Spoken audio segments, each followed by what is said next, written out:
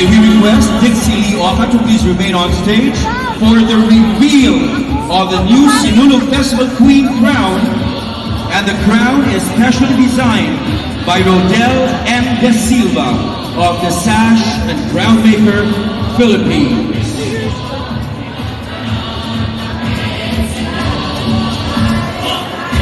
May we request Mr. Jojo Labella, the Executive Director of the Sinulog Foundation Incorporated, and Mr. Rodel M. De Silva, the designer of the crown of the Sash and Crown Maker Philippines, to please come up on stage for the crown reveal, along, of course, with Mayor Michael Mike Rama, First Lady Madam Malu Rama,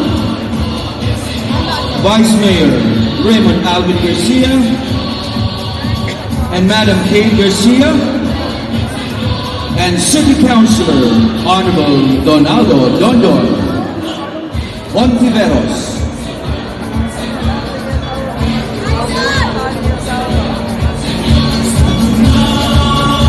Ladies and gentlemen, the 2023 Sinulog Festival Queen shall wear a crown designed by Rodel De Silva of the Sash and Crown Maker Philippines.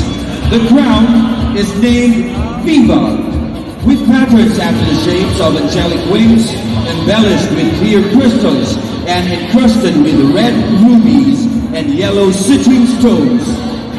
The colors of the vestments of the Holy Child, the Viva crown, is a sight of magnificence and elegance, a masterpiece that shall be worn by a worthy queen who glorifies and magnifies Cebu's most beloved patron, the Señor Santo Niño. Viva! Ladies and gentlemen, the new Sinulog Festival Queen crown, at the count of 3.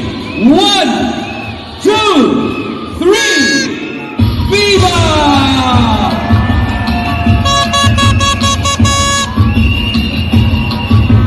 Ladies and gentlemen, the new Sinulog Festival Queen crown. Who will be the lucky lady to wear the new crown? We will all find out on January 13, 2023 at 8 in the evening at the Cebu City Sports Complex. Be there and witness the crowning of the Sinulog Festival Queen 2023.